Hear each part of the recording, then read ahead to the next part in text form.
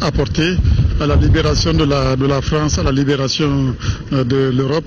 C'était un hommage bien mérité et j'en suis d'autant fier que mon père avait participé. Cette commémoration du 70e anniversaire du débarquement en Provence, loin d'être une nostalgie, rappelle les épreuves traversées par les peuples, une manière de les inviter à s'unir et à se mobiliser face aux nouveaux enjeux et aux multiples défis auxquels le monde fait face aujourd'hui.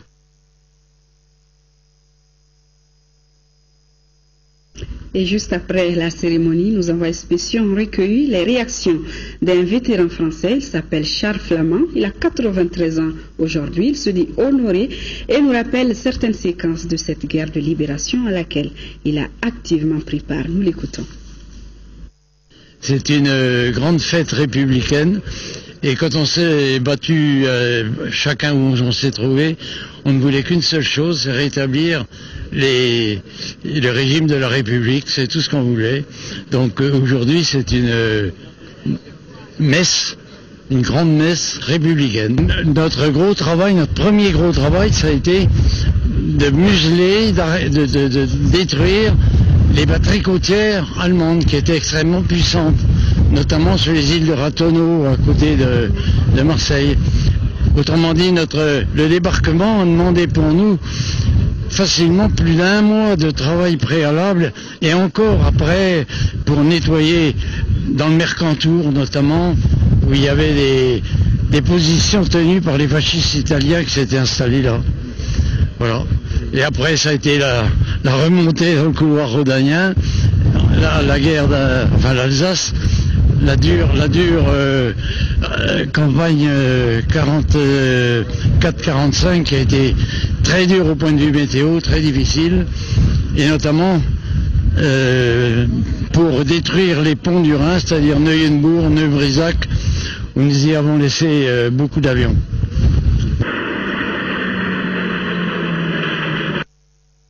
Et hier, nous vous parlions de ces vétérans africains ayant participé à la Deuxième Guerre mondiale et qui ont été décorés par la France à la veille de la commémoration du 70e anniversaire du débarquement de Provence. Zoom sur l'un des vétérans maliens qui a participé à cette bataille en la personne de Kaba Doumbia. Il a 97 ans aujourd'hui, il a fait le déplacement de Paris. Nos envoyés spéciaux, Sidiki Dambélé et Ibrahima Koulibaly, l'ont rencontré. Sous le poids de l'âge, 97 saisons, Kaba Doumbia, tout de blanc vêtu, est l'un des derniers survivants maliens de la Deuxième Guerre mondiale. Il a été recruté dans la fleur de l'âge avec 27 autres jeunes maliens dans les années 40 à Bamako.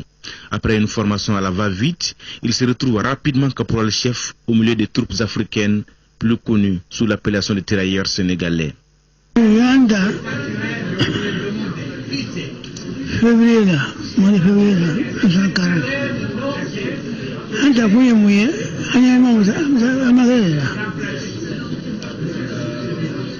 Nous avons été recrutés en février 1940 pour faire la guerre contre l'Allemagne. Nous avons fait 6 mois de formation à Caille avant d'aller à Dakar ou à Casablanca.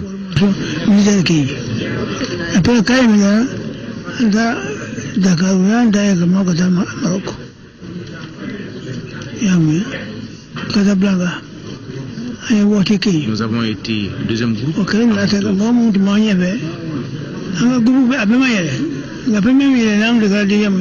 Malgré son âge mûr, il se souvient encore de la bataille de Provence, bataille de libération de la France à laquelle il a pris part en 1944, comme si c'était hier. Et ce 15 août particulièrement, ces jours-là, dit-il, c'était chaud.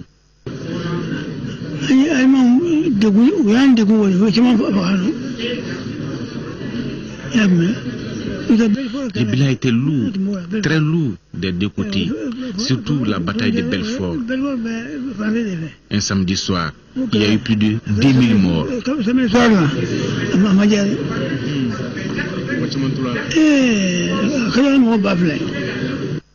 Et comme trophée de guerre, si notre vétéran arbore fièrement ces 2 médailles offertes par la France, il ne cache pas son amertume quand il parle de sa pension qui s'élève à 225 000 francs par semestre. Un montant qui est loin de couvrir ses charges sociales.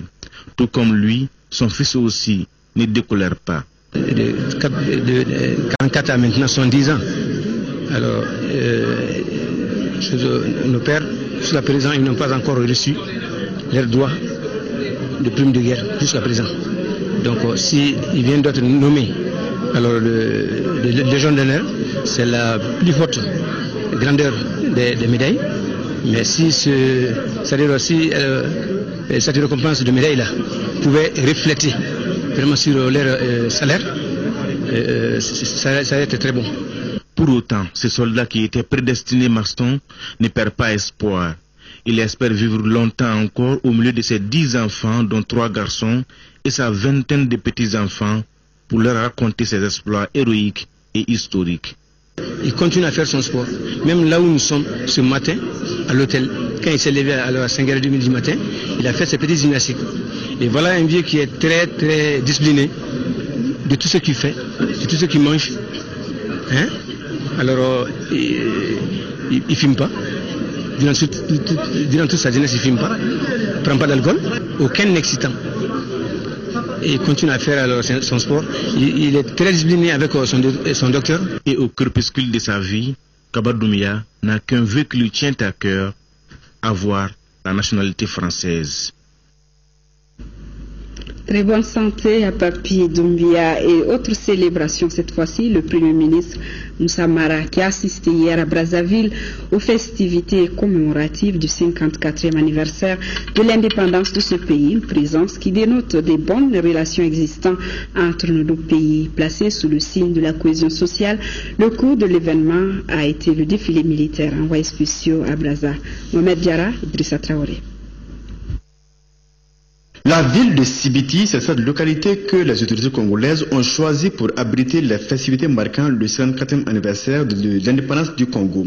Sibiti est situé à 320 km de Brazzaville dans le département de la Lekoumou. Parmi les hôtes de marque à cet anniversaire, le Premier ministre Moussa Mara. Le président de la République a eu l'honneur d'être invité par son Excellence le président de la République du Congo pour venir assister en tant qu'invité spécial aux festivités commémorant le 54e anniversaire de la République du Congo. Le chef de l'État étant empêché pour cause d'un déplacement pour la commémoration du débarquement de province en France, il m'a instruit de le représenter. Et donc je suis venu dans ce cadre-là transmettre le message d'amitié, les regrets de ne pouvoir être là, mais aussi confirmer la qualité de nos relations avec la République du Congo. Vous savez qu'une importante communauté malienne est présente ici au Congo. Cette année, l'événement est placé sous le signe de la cohésion sociale. Aux côtés du 4 chefs d'État, le Premier ministre a suivi avec attention le défilé civil et militaire qui a duré 4 heures d'horloge. Le défilé militaire qui a connu la participation de plus de 3000 éléments, de plus de 2500 pédestres et autres motorisés. Au même moment, un balai aérien attira l'attention du public. Quant au défilé civil, il a regroupé toutes les forces vives du pays. Une démonstration de l'île française. Nous avons vu des forces armées et de sécurité motivées, organisées, équipées et engagées pour exercer ce à quoi elles sont destinées. Cela est une source de réconfort pour le peuple congolais. Nous avons aussi vu un défilé civil au moins aussi important, très varié, très coloré, mais nous en avons retenu le sentiment d'un peuple debout, mobilisé autour de ses institutions et tourné vers l'avenir. Rien de durable ne peut être fait dans un pays si le peuple ne se sent pas concerné, s'il ne s'implique pas, s'il ne prend pas sur lui d'exercer sa part de responsabilité. La délocalisation des festivités de l'indépendance à l'intérieur du pays s'inscrit dans le cadre de la politique de municipalisation accélérée enclenchée par le président Denis Sassou Nguesso il y a plus d'une décennie. Les populations sont sorties massivement pour témoigner leur soutien aux autorités, et cela grâce aux différentes réalisations faites dans le pays. L'objectif du président congolais est de faire du Congo un pays émergent à l'horizon 2025. Les festivités du 54e anniversaire du Congo se sont achevées en beauté avec le dîner que le président Sassou Nguesso a offert à ses hôtes. En tout cas, les convives n'ont pas boudé ce plaisir. Le temps de la soirée a été donné par le couple présidentiel.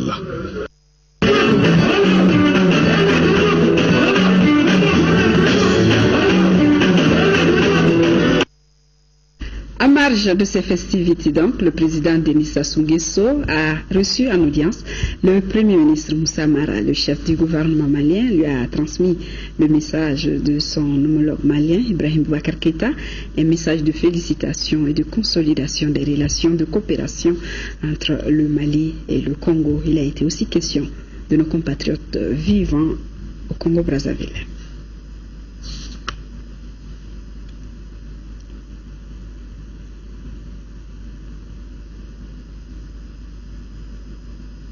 Et ici se place à Bamako, le ministre des Affaires étrangères et de la coopération internationale a rencontré hier l'ensemble du corps diplomatique dans notre pays. Il a été question des pourparlers d'Alger, dont le prochain rendez-vous a été fixé au 1er septembre prochain. Au terme de la rencontre, les diplomates se disent édifiés sur les actions des autorités. Alpha Mega. Au ministère des Affaires étrangères, ils sont nombreux au rendez-vous de ce vendredi. Il s'agit des ambassadeurs des pays accrédités au Mali. Au centre des échanges, le compte-rendu des pourparlers du dialogue inclusif intermalien d'Alger. Pour le chef de la diplomatie malienne, quelques leçons et 3 défis sont à retenir. En termes de leçons, l'état d'esprit en Algérie était quelque chose d'encourageant, de notre point de vue. Nous avons senti une volonté de part et d'autre, du gouvernement, tant du gouvernement que des mouvements armés, d'aller de l'avant, de tourner cette page. 3 défis essentiels. Le premier que nous avons vécu tout au long de la première phase, c'est que les 2 groupes de mouvements n'ont pas accepté tout au long du processus de s'asseoir autour de la même table. Nous souhaitons que la communauté internationale, chacun de vous, avec les moyens, les différents ressorts que vous avez avec les différents protagonistes, y compris le gouvernement, vous puissiez aussi vous impliquer pour faciliter une convergence à ce niveau. Le deuxième défi, c'est de faire en sorte que cette deuxième étape qui s'ouvre en Algérie, que les principaux décideurs de tous les côtés soient présents. Le troisième grand défi, c'était par rapport au terrain. C'est vrai que depuis que l'accord a été signé, la feuille de route a été signée, la situation a positivement évolué. Mais elle n'est pas totalement stable encore. Ces pourparlers qui devraient se poursuivre ce dimanche 17 août ont été reportés. Et pour cause. Ce report a été demandé par l'équipe de facilitation, à la demande des autres parties. Nous l'avons accepté, estimant qu'il était important, comme la facilitation l'a demandé, de donner un petit temps à ces partis qui ont demandé de pouvoir s'organiser. Nous pensons que ces légers reports n'entament en rien le momentum qui est créé pour aller vers un accord de paix global et définitif. Les diplomates se sont réjouis des explications données. Explications qui présagent un lendemain meilleur pour la paix au Mali. Notre rôle en tant que corps diplomatique, c'est d'accompagner le gouvernement malien et tous nos amis qui constituent ces groupes-là à œuvrer pour une paix rapide et durable. Nous avons pris bonne note du fait que le gouvernement ait accepté ce report, si cela peut permettre de réunir tous les protagonistes autour de la table à Alger.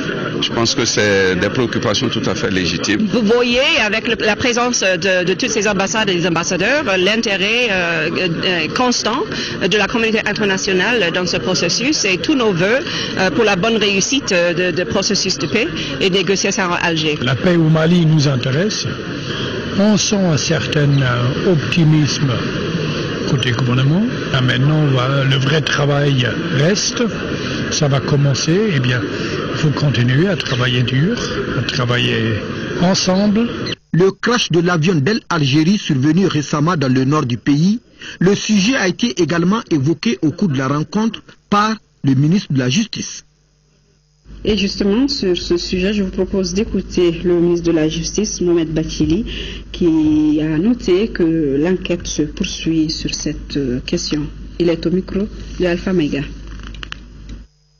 on a mis en place une commission d'enquête qui a fait déjà 2 réunions en France pour définir ce que c'est que la méthode selon laquelle l'enquête doit se faire et pour définir comment partager les résultats sortis de cette enquête-là et comment communiquer à l'ensemble des personnes concernées pour qu'il n'y ait pas de décalage dans les informations les uns par rapport aux autres. En ce moment, nous avons 57 scellés de restes humains qui sont encore à Gao dans des conditions de conservation telles qu'il faut les amener en France. Le problème est que tout simplement, on est en train d'organiser ce transport parce qu'il ne faut pas qu'il y ait la rupture de la chaîne de froid de Gao à Bamako et de Bamako à Paris. Qu'est-ce qu'il faudrait faire? Faut-il affréter un avion spécialement pour les transporter de Gao à Paris et en les maintenant dans une température de moins 80 degrés pour les conserver? Et si on les amenait à Bamako, est-ce que cette rupture de la chaîne de froid ne se fera pas s'ils devraient être transportés par un vol civil? Voilà des questions sur lesquelles on est en train de réfléchir. Donc on est loin de finir l'enquête parce que ces restes humains et l'ADN permettront peut-être de restituer des restes à leurs familles pour que les familles fassent le deuil et l'enterrement de ce qui sera trouvé dans des conditions dignes et respectueuses de la mémoire des victimes et des disparus. Je vous l'annonçais dans les titres, suite au préavis de grève de 48 heures déposé par la centrale syndicale de l'Union nationale des travailleurs du Mali, UNTM, une commission de conciliation a été mise en place par le ministre du Travail, de la fonction publique et des relations avec les institutions. Sous l'égide de cette commission, les négociations ont démarré hier entre le gouvernement et la délégation de l'UNTM, conduite par Maouloud Ben Katra, son premier secrétaire général adjoint. Les deux parties se sont séparées hier sans parvenir à un accord. Les négociations reprendront donc demain dimanche au ministère du Travail, de la fonction publique et des relations avec les institutions. Mais avant, voyons de quoi il a été question hier. C'est un reportage signé d'Aouda Sidiki Diarra.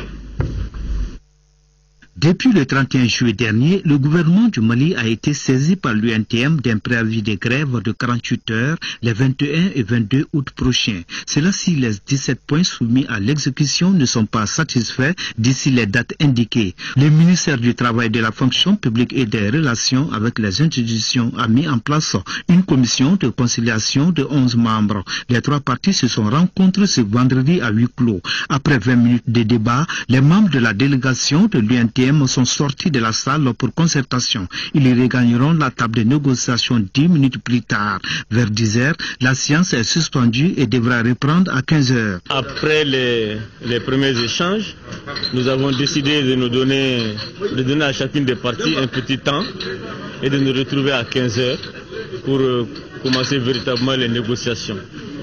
Donc ça se présente bien. Nous avons bon espoir que nous allons conclure très rapidement à la grande satisfaction des travailleurs. Et nous reconnaissons la légitimité des revendications qui ont été faites. Les syndicats aussi apprécient bien le contexte actuel et quand même est conscient également de la bonne foi et de la détermination du gouvernement à apporter des solutions à sa portée par rapport à leurs revendications. Si le ministre est confiant, tel ne semble pas être le cas chez ses interlocuteurs. Je ne parlerai que lorsque je gagne beaucoup pour les travailleurs du Mali. Terminé. Dans l'après-midi, les travaux ont repris pour prendre fin à 20 heures. Les travaux se poursuivront demain dimanche. Parmi les 17 points de revendication, nous pouvons citer entre autres le relèvement du salaire minimal interprofessionnel garanti SMIC, l'augmentation du taux des allocations familiales, la baisse des loyers de maisons à usage d'habitation, la baisse des tarifs d'eau et d'électricité conformément à l'accord signé en juillet 2007. La communication est un art multidimensionnel et l'Association des professionnels africaines de la communication le confirme en organisant une conférence débat sur le rôle et la place des communicatrices dans la culture de la paix et de la réconciliation. C'était au cours donc d'une conférence de presse suivie par Kadiatou Kone. Paix et réconciliation, 2 mots sur toutes les lèvres aujourd'hui dans notre pays. Et pour y parvenir, toutes les parties doivent jouer leur partition, surtout les femmes qui y jouent un grand rôle. C'est pourquoi l'Association des professionnels africaines de la communication APAC Mali a organisé une conférence débat sur le rôle et la place des communicatrices dans la culture de la paix et de la réconciliation nationale. L'objectif de cette conférence débat est d'informer davantage les femmes journalistes, animatrices des radios-télé sur leur rôle pour la culture de la paix au Mali. Une manière de jouer notre participation à la réconciliation tant prônée par ces pays-là. Vous savez, notre grande cause du moment, c'est la paix et la réconciliation nationale. Je suis d'autant plus honoré de constater que les gens du secteur de la communication et de la presse sont impliqués pour accompagner le gouvernement dans cette cause. Et je suis d'autant plus honoré qu'il s'agit des femmes. Voilà, les femmes qui représentent beaucoup, vous le savez, dans notre société. Il est important qu'elles s'impliquent et fassent en sorte que l'on puisse aboutir à la réconciliation nationale. Elles ont été les premières touchées par la crise que nous avons traversée et de laquelle nous sortons. Elles doivent donc être en première ligne pour aboutir à la réconciliation et à la paix. L'APAC Mali, qui a sa 26e année d'activité, a été beaucoup saluée par le ministre Camara pour cette initiative. Elle est dirigée aujourd'hui par un bureau de 20 membres composé de femmes de médias. Le centre de santé communautaire de Bamako-Koura-Bolibana fait peau neuve. En plus des services de soins, le centre est désormais doté d'un laboratoire et d'une unité d'échographie. Les travaux rendus possibles grâce à l'appui de Traoré, Mintou Doucouré et d'autres partenaires ont coûté plus de 40 millions de nos francs. Agali Agadissa. Les centres de santé communautaires de Bamako-Koura et Bamako-Koura-Bolibana redémarrent ses activités avec des moyens plus adéquats. En effet, les centres viennent d'être réhabilités et équipés grâce à l'appui de certains partenaires. Le coût, c'est 39 749 524 francs, mis à notre disposition par Madame la Présidente Mintou Doucouré. Et ensuite, il y a eu pour un coût de 7 millions par le centre Charles Mérieux pour le laboratoire et un coût de 5 millions, voire même 5 millions 500 de participation de Malitel. La cérémonie d'inauguration a été l'occasion pour le personnel du centre à faire la promotion du centre et dévoiler les nouvelles prestations. Actuellement, nous avons la médecine, la maternité, le laboratoire et l'échographie. L'ancienne première dame, marraine de la cérémonie, a exhorté les travailleurs du centre à plus de professionnalisme avant d'inviter les populations bénéficiaires à faire bon usage du centre. Tout le monde a droit à la santé, tout le monde doit pouvoir se soigner. C'est pourquoi les centres de santé sont créés. N'ayons pas de complexe. Fréquentons nos centres. Ce que je demanderai aussi au personnel du centre, c'est d'être patient. Très patient. Les autorités coutumières et communales ont salué cet investissement important dans l'amélioration des conditions de vie des populations de 2 quartiers bénéficiaires. Une base de patrouille de la MINUSMA à Aber dans la région de Tombouctou a été ce matin la cible d'une attaque au véhicule suicide. Cette attaque a entraîné la mort d'un casque bleu. 5 autres soldats de la paix ont été blessés, dont 2 grièvement. Les victimes sont actuellement en cours d'évacuation pour traitement médical selon la MINUSMA. L'attaque de ce matin est la 3e perpétrée contre la MINUSMA cette semaine. 2 casques bleus avaient déjà été blessés sérieusement dans leur véhicule suite à l'explosion d'une mine au nord d'Agalok jeudi.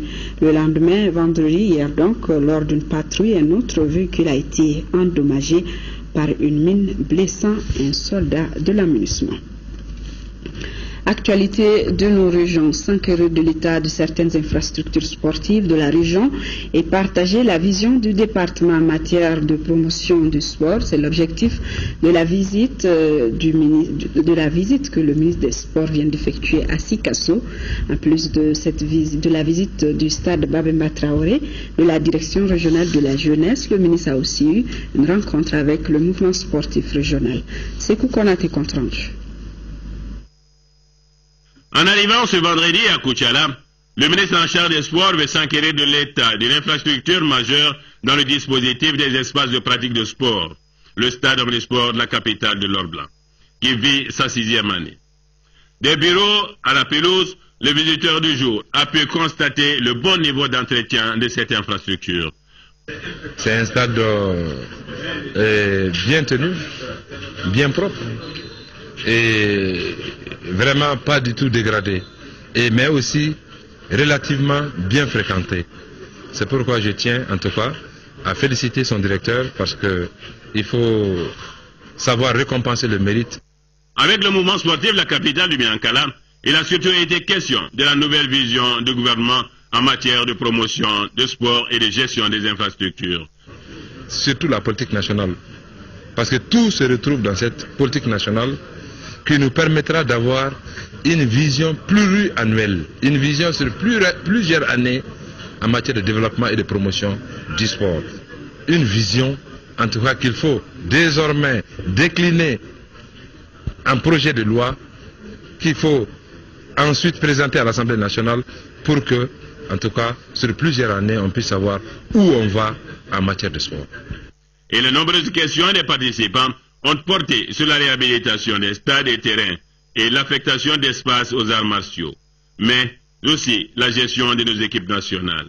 À toutes ces questions, le ministre Guindo a apporté des réponses à hauteur d'attente des participants. Et du côté de la cité des Askia, les travaux de réhabilitation des bâtiments publics de Gao avancent à la satisfaction du ministre de la Planification, de l'Aménagement du territoire et de la population au cours d'une mission de 48 heures effectuée dans la ville. La délégation ministérielle a pu visiter une dizaine de bâtiments administratifs. Malgré les difficultés de démarrage de réhabilitation et d'équipement, le taux d'exécution est de 84%. Daouda Zoumana Traoré depuis Gao. 3,149 milliards de francs CFA ont été engagés par l'État malien pour réhabiliter et équiper 28 lots concernant des bâtiments publics dans la ville de Gao. Après 3 mois d'intenses activités, les bâtiments du plan, du contrôle financier, du palais de justice et du trésor sont réceptionnés. Certains bénéficiaires se réjouissent de l'innovation occasionnée par ce programme. Le gouvernement n'avait pas de salle de conférence, mais il a été retenu de faire tout juste à côté une très grande salle de 500 places. Et ça, je dis que c'est une nouveauté, c'est une innovation. En somme, une satisfaction au bout du rouleau. À Gao, il y a eu des difficultés de démarrage qui avaient fait craindre des retards importants. Mais aujourd'hui, l'ensemble des travaux sont à 84% de réalisation. Et quand on regarde la qualité des infrastructures que nous avons visitées, et leur importance pour les sommes qui ont été engagées. Donc c'est des réalisations très importantes qui ont été faites. Pour arriver à ces résultats, plusieurs facteurs ont été concrétisés par les différents acteurs. Le premier facteur, c'est que l'État malien, après la signature de la Convention, un mois après, a mis à la disposition de l'agence l'ensemble des fonds du projet, chose qui a permis à payer rapidement les décomptes des entreprises. Deuxième facteur, c'est la conception et le système de suivi hebdomadaire mis en place au niveau du ministère du Plan qui nous a permis de gérer au quotidien les difficultés. Au cours de sa rencontre avec les cadres de l'administration de Gao, le ministre Diawara n'a pas occulté de souligner l'intérêt que les plus hautes autorités portent à ce programme, dont la seconde phase est déjà partie avec un budget de 8,257 milliards de francs CFA. Elle prendra en compte tous les autres cercles de la 7e région. Et ici à Bamako, le bureau du vérificateur général a rencontré les organisations féminines au menu des enjeux, au menu de la rencontre, les enjeux de la lutte contre la corruption et le rôle que joue le bureau du VEGAL dans la corruption, dans la lutte contre la corruption. La rencontre est organisée avec l'appui financier du plan d'action gouvernemental pour l'amélioration et la modernisation de la gestion des finances publiques. Alpha Mega. La lutte contre la corruption et la délinquance économique et financière, une question qui interpelle tout un chacun. Et c'est face à un tel exercice que le bureau du vérificateur général est réuni avec les organisations féminines de la société civile. Au centre des échanges, les enjeux de la lutte contre la corruption. Les échanges de ce matin contribueront certainement à imaginer des formules sensibles, possibles pour nous, organisations féminines de la société civile et bureau du vérificateur général, pour contribuer à une réponse nationale à ce fléau. C'est la raison pour laquelle cette première rencontre a été volontairement centrée sur une photographie du bureau du vérificateur général, notamment à travers ses missions, son organisation, les types et procédures des vérifications qu'il effectue. Au fil des ans, le bureau du vérificateur général a établi une esquisse de cartographie de la fraude et de la mauvaise gestion. Tout cela à travers, bien entendu, les nombreux rapports de vérification.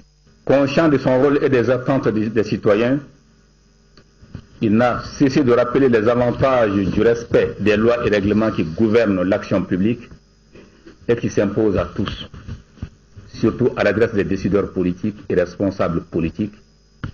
Nous avons hautement apprécié que l'année 2014 soit annoncée comme année de lutte contre la corruption par le président de la République. La tenue de cette rencontre s'inscrit dans le cadre de la mise en œuvre du programme d'activité annuel du bureau du vérificateur général. La rencontre est organisée avec l'appui financier du plan d'action gouvernemental pour l'harmonisation et la modernisation de la gestion des finances publiques. À Bafoulavé, les activités de la campagne agricole ont commencé en fin juillet. Les intrants sont disponibles, mais inaccessibles pour plusieurs producteurs. Voilà entre autres préoccupations évoquées par les acteurs du secteur agricole de la localité lors des échanges avec les députés de la commission développement rural. Le compte rendu de nos envoyés spéciaux, Noum Sissoko et Seydou Sissoko. Les activités de la campagne agricole se déroulent bien dans le cercle de Bafoulavé. Cela en dépit du retard accusé dans son démarrage. C'est du moins la conviction des acteurs du secteur. En ce qui concerne les superficies, il y a eu un engouement sérieux pour la culture du maïs. Quand on prend le maïs n'est qu'à 95% pour le moment de réaliser. Le mil sorgho souvent semé à sec est à 100% et le fonio à 100%. En ce qui concerne le riz en maîtrise totale, c'est le stade des pépinières. Pour les exploitants agricoles, des efforts supplémentaires doivent être faits par l'État dans la mise à disposition de l'engrais subventionné. J'apprécie la baisse du prix de l'engrais par le gouvernement, mais cet engrais n'est pas accessible à beaucoup de producteurs. Cela est dû à l'éloignement et à l'enclavement. C'est pourquoi nous voulons que la répartition s'effectue par commune pour une meilleure accessibilité à l'engrais subventionné.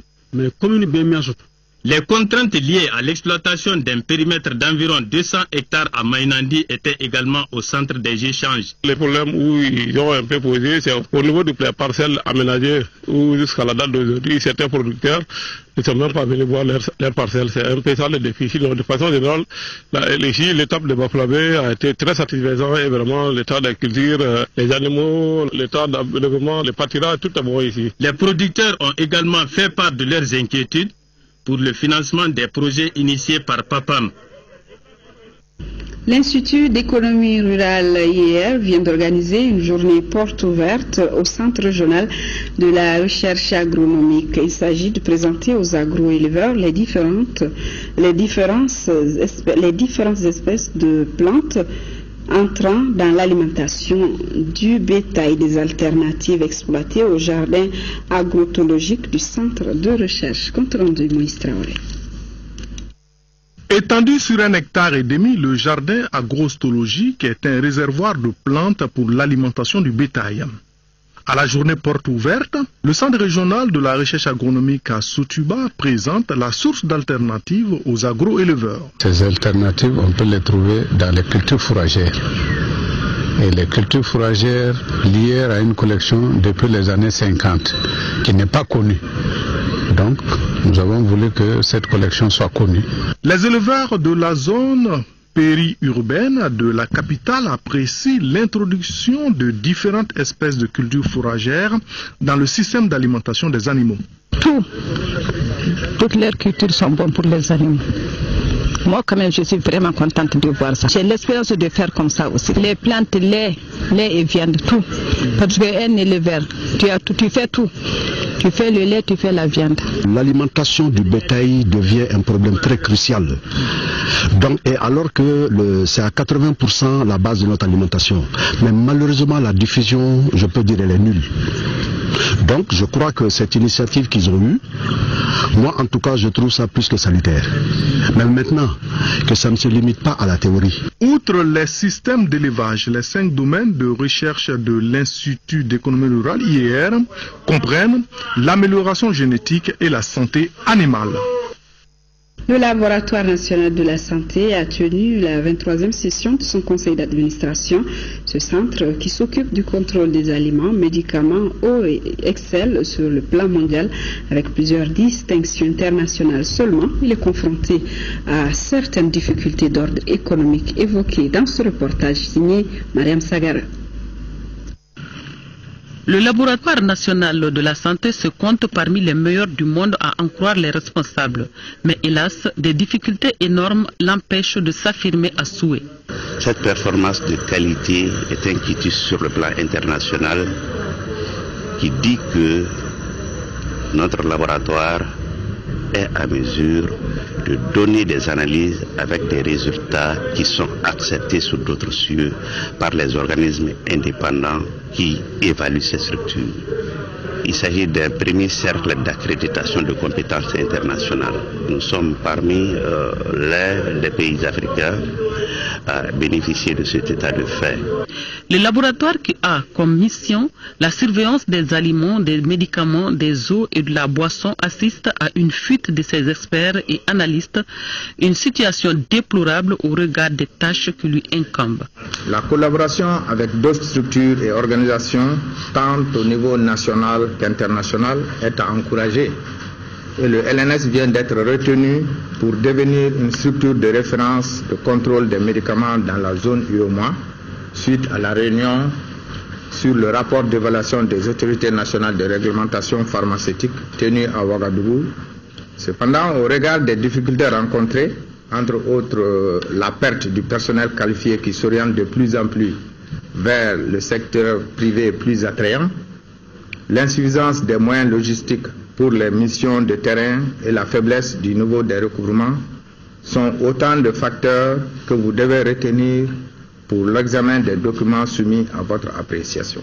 Grâce à l'intervention du Laboratoire national de la santé, le contrôle de la qualité des aliments et médicaments sur l'étendue du territoire a sauvé des millions de vies.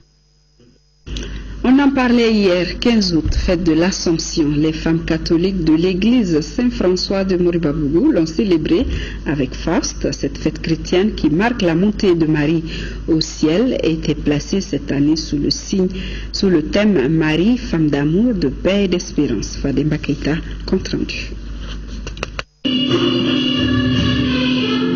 Ces prières pour toutes les mères, cantiques et processions à l'église Saint-François de Moribabougou célèbrent une fête très ancienne. L'Assomption de Marie, fêtée liturgiquement dès le 8e siècle, l'Assomption est un événement au cours duquel la Vierge Marie, mère de Jésus, au terme de sa vie terrestre, serait directement montée au paradis car épargnée par le péché originel. Un exemple qui a valu le choix du thème Marie, femme d'amour, de paix et d'espérance. À l'école de Marie, femmes chrétiennes, catholiques, soyez des artisans de paix. Pourquoi? Parce que le contexte actuel nous demande de prier pour la paix. Animées par la chorale Charles Lavigérie de Moribabougou, les festivités de l'Assomption de Marie constituent pour les femmes de la paroisse Saint-Martyr de l'Ouganda une renaissance spirituelle. L'Assomption, c'est une fête, une grande fête pour nous les femmes. Parce que c'est une femme qui est honorée, la Sainte Vierge, la montée de notre Sainte Maman au paradis. Les discussions inclusives à Alger vont commencer. Ce message, c'était donc de demander aux femmes chrétiennes, aux femmes catholiques, de prier pour que cette démarche puisse aboutir au retour de la paix. En 2015, l'honneur reviendra aux femmes catholiques de la rive droite d'organiser les festivités de l'Assomption de Marie. Les 10 secteurs de la paroisse Saint-Martin de l'Ouganda ont imploré Notre-Dame de la Paix pour que le Mali retrouve sa convivialité d'antan. Sport à présent avec du football féminin. Le carré d'as de football féminin a pris fin hier vendredi au stade Mamadou Konaté. Ce sont l'AS Mandé de la commune 4, l'USFAS, l'UFC Santoro de Djelibougou et l'AS Real de Bamako qui ont pris part à ce carré d'as. Et c'est l'AS Mandé qui a été sacré champion du Mali. Assa Soumaré pour les détails. Sacré championne du Mali pour la saison 2013-2014, l'AS Mandé de la commune 4 a fait l'étalage de son gros registre technique du football féminin en surclassant tous ses adversaires de ce carré d'as. Pour revenir à cette troisième et dernière journée, en première heure, l'AS Real de Bamako, habillé dans sa traditionnelle tenue noire et blanche, était face à l'USFAS. 2 buts ont suffi au réalise pour déstabiliser les militaires. D'abord à la 14e minute par Koulouba Sogoré, 1-0 à la mi-temps. À la reprise, les joueuses de l'USFAS vont se jeter dans la bataille pour l'égalisation, mais n'obtiennent pas de gain. Au contraire, c'est l'AS Real qui va marquer un autre but à la 79e minute par Awa Tangara. 2-0 pour l'AS Real, c'est le score final. Le deuxième match, AS Mandé de la commune 4 s'est montré la meilleure équipe de football féminin en s'imposant aussi devant l'UFC Santoro, 6-1. Déjà à la 9e minute, l'attaquante de tête du Mandé, l'internationale guinéenne Awanene Conté, annonce la couleur. Elle sera suivie par l'autre internationale guinéenne, Yvonne Mara, pour le second but. À la 23e minute, penalty pour le Mandé et c'est Awanene Conté qui s'en charge. Avant la pause, l'UFC Santoro marque contre son propre camp par Aminata Adjalou, 4-0. De retour sur le gazon, à la 46e minute, Aminata Dia signe le 5e but pour le Mandé. Pour sauver l'honneur, l'UFC Santoro va réduire le score suite à un coup franc de Tenen Koulibaly. 5-1 pour l'AS Mandé. Alors qu'on s'achemine vers la fin, un autre penalty sera donné à l'AS Mandé qui sera transformé par Yvonne Mara pour son doublé. 6-1 pour l'AS Mandé qui s'adjuge le trophée de champion du Mali. L'AS Real prend la 2e place, 3e l'USFAS et 4e l'UFC Santoro. Football toujours, le week-end qui sera marqué par la manche aller du dernier tour des éliminatoires de la CAN Junior Sénégal 2015. C'est dans ce cadre que les Maliens reçoivent demain dimanche les Togolais. Et pour ce match aller, les Aiglons comptent prendre l'avantage ici même à Bamako. La rencontre est prévue demain à partir de 16h au stade Modibo Keïta. Un avant-goût de Abdul Karim Kaba. Les Aiglons affûtent leurs armes pour ce dernier tour des éliminatoires Sénégal 2015. Presque au complet, les juniors maliens sont plus que jamais requinqués à bloc pour cette manche aller contre le Togo. Parce qu'ils sont concentrés et savent l'importance de la rencontre et par rapport à l'objectif que nous nous sommes fixés depuis le départ, c'est-à-dire atteindre la qualification. Et le groupe vit bien quand même. Physiquement, nous sommes au point. Du point de vue de la compétition, là aussi, ça ne pose aucun problème. Maintenant, je pense que l'objectif, il est commun pour nous tous maintenant. Nous visons un seul but, aller devant. Et pour aller devant, c'est marquer des buts. Les Aiglons comptent faire le plein à domicile avant le retour dans 2 semaines à Lomé. On a un beau groupe. C'est vrai que la qualification obtenue contre le Burkina n'a pas satisfait tout le monde. Mais je pense que on est conscient de l'enjeu de ce match parce que c'est le dernier tournant avant d'arriver à la compétition. Donc on va essayer de prendre les 3, marquer le maximum de buts chez nous et essayer d'aller là-bas avec un maximum de confiance. Togo tombeur du Maroc au tour précédent, Fanny Diarra et ses poulains veulent saisir leur chance à Bamako. Ben, le maître mot il est très clair, nous comptons participer à la phase finale, donc à ce titre il faut gagner dimanche, si possible avec une image de sécurité et aller consolider ce résultat le 31 août à Lomé. Mali-Togo au compte du dernier tour des éliminatoires CAN Junior Sénégal 2015, c'est ce dimanche au stade Modibo Keïta à partir de 16h. Mais avant, sur votre télévision nationale, Actu Hebdo reçoit demain dimanche à 12h, Biasson Dambélé, président de la commission d'organisation du séminaire de la présidente de la commission d'organisation du séminaire de haut niveau sur la gestion axée sur les résultats GAR, et Mohamed Ataïb Sidibé, président de la commission d'organisation du séminaire relatif au rôle des mouvements MAA, CFFPR et CPA dans le processus de dialogue inclusif intermalien. Actu Hebdo, c'est demain donc à partir de 12h sur votre télévision nationale, une émission animée par Ibrahima Djombele. Je vous remercie pour votre fidélité. Retrouvez à 13h juste après Actu Hebdo Amadou Sankare. Je serai là pour la grande édition du soir. Très bonne soirée à tous.